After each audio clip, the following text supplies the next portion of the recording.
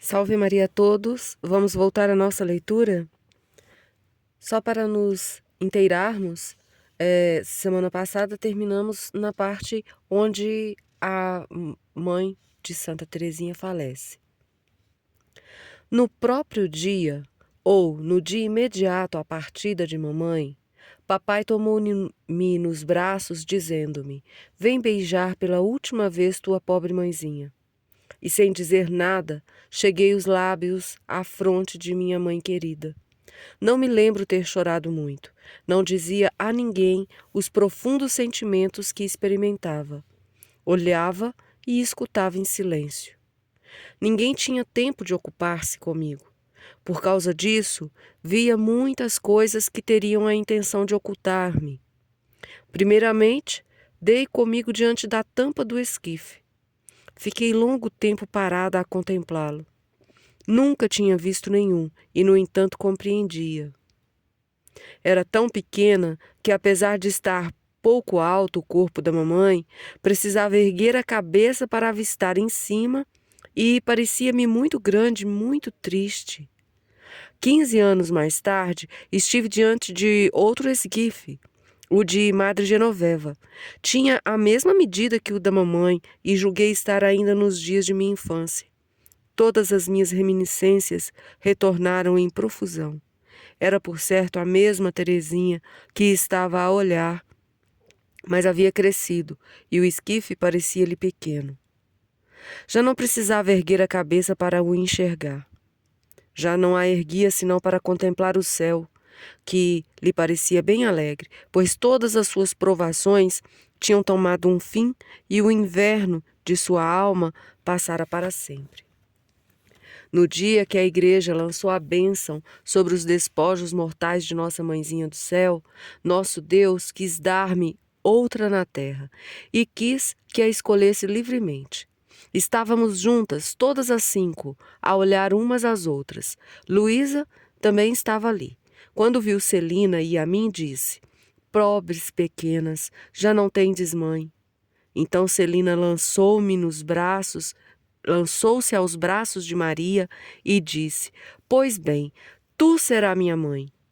Eu, habituada a fazer igual a ela, voltei-me, no entanto, para vós, minha mãe, e como se o porvir já tivesse rompido seu véu, atirei-me nos vossos braços, exclamando: "Pois sim, para mim, Paulina será mamãe."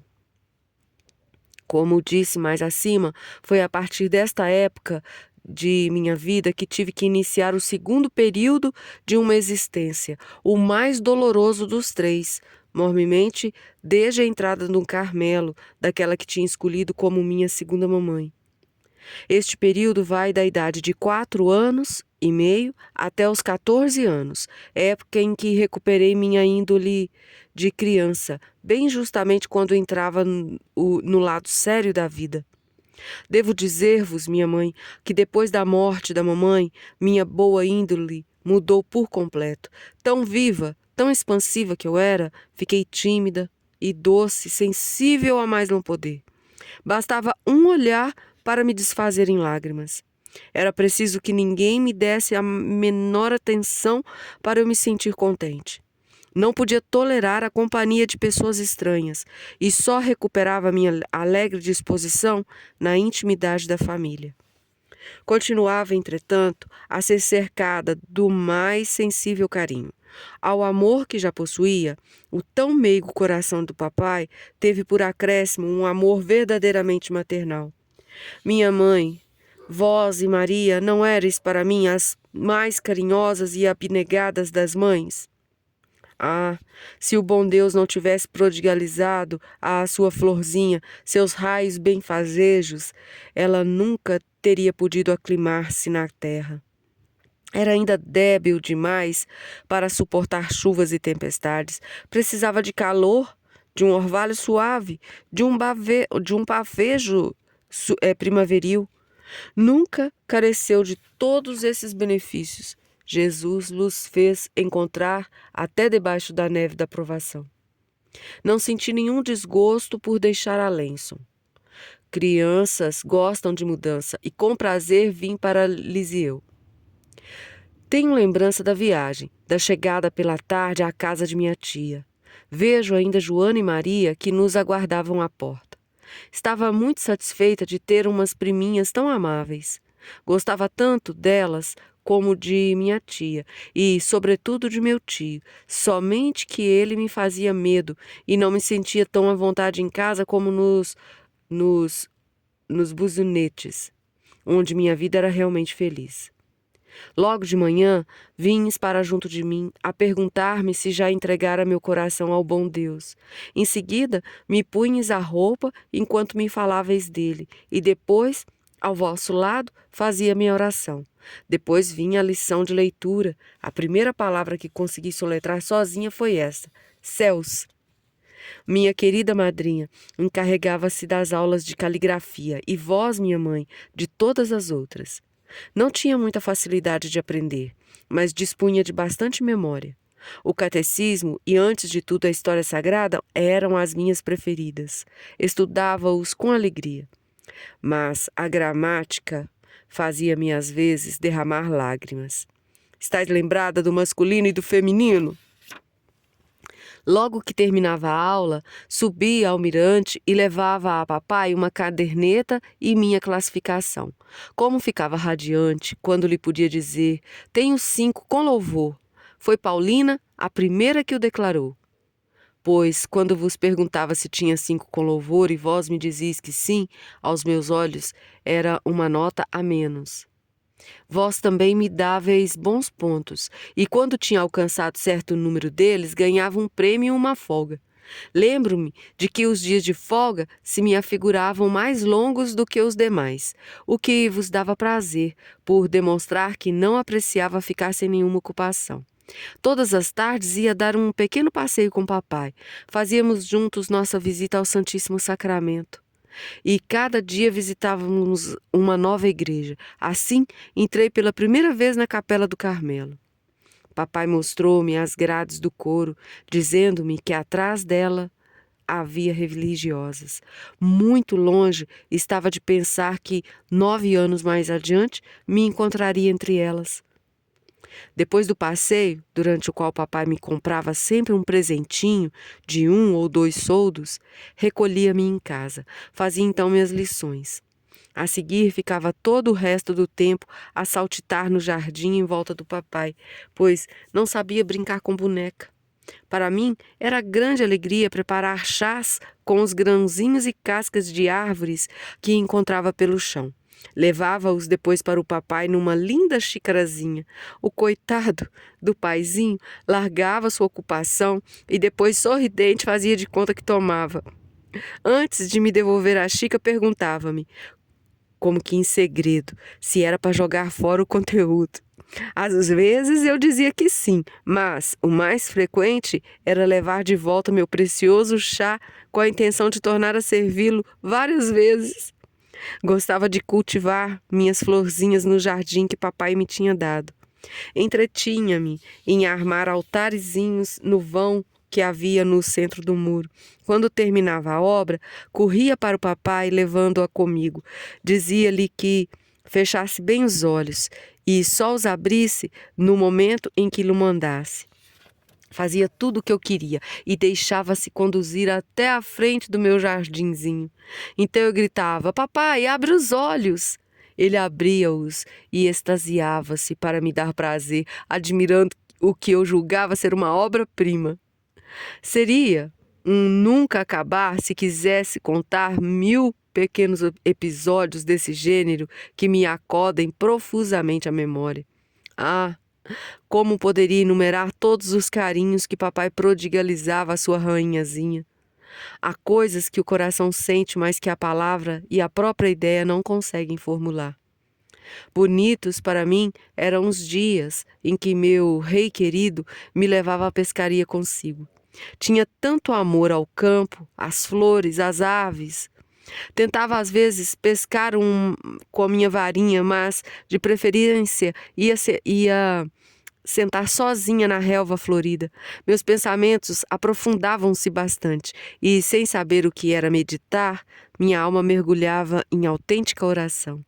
Ouvia ruídos longínquos, o murmúrio do vento e até a música indecisa de soldados, cuja sonoridade me chegavam aos ouvidos, melancolizavam suavemente meu coração. A terra parecia-me lugar de degredo, e eu sonhava com o céu. A tarde passava rápida e dentro de um pouco era hora de regressar à casa. Antes de partir, porém, tomava o lanche trazido no meu cestinho. Mudara de aspecto a linda merenda com geleia de fruta que me tinhas preparados. Em lugar de cor ativa, já não via senão uma ligeira mancha cor-de-rosa, toda ressequida e amarrotada. Então, a terra se me apresentava mais tristonha ainda, e compenetrava-me de que só no céu haveria alegria sem nuvens.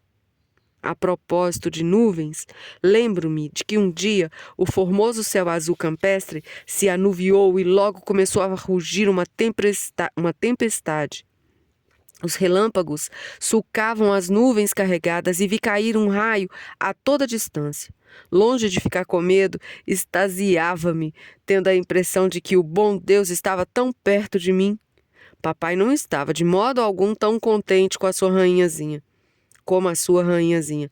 Não que a tempestade lhe incutisse medo, mas porque a relva e as grandes margaridas, mais altas do que eu, brilhavam como pedrarias preciosas, tendo nós que atravessar vários vergens antes de chegar a um caminho. E meu querido paizinho, temeroso que os diamantes molhassem sua filhinha, tomou nas costas apesar da carga dos apetrechos de pesca.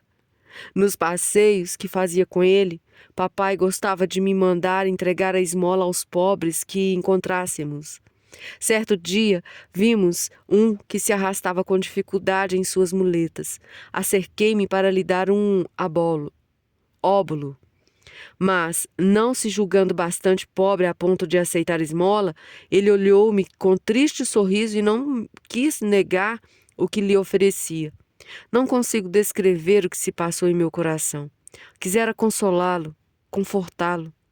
Em lugar disso, porém, julguei que o tinha magoado. O pobre doente adivinhou por certo meu pensamento, pois que o vi virar-se para trás e envolver-me com um sorriso. Papai acabava de comprar um doce para mim. Bem me veio a vontade de dá-lo, mas não tive coragem.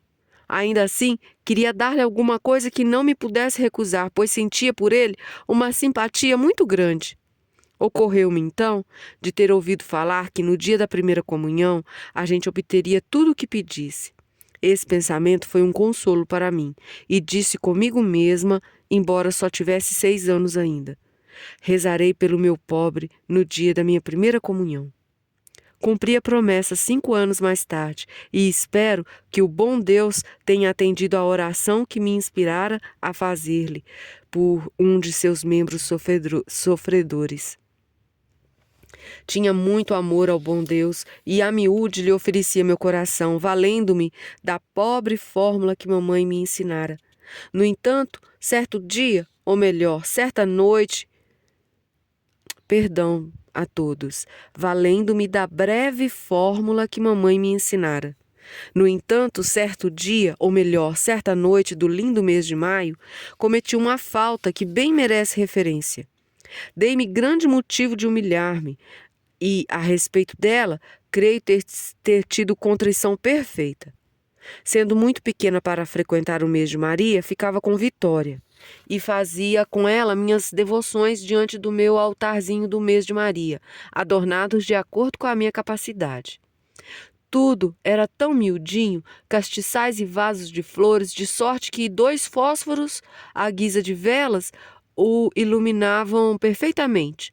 Às vezes Vitória fazia-me a surpresa de dar-me 2 toquinhos de vela, mas era caso raro. Uma noite, estando tudo prestes para nos pormos em oração, digo-lhe: Vitória, queres começar com o lembrai-vos? Que eu vou acender as velas. Ela fez menção de começar, mas não disse palavra, e olhava-me rindo. Eu, que via meus preciosos fósforos consumirem-se rapidamente, supliquei-lhe fizesse a oração, e ela continuou calada. Levantei-me então e pus-me a dizer-lhe com voz gritada que era maldosa e, abandonando minha habitual brandura, bati o pé com toda a minha força. A pobre Vitória já não tinha vontade de rir.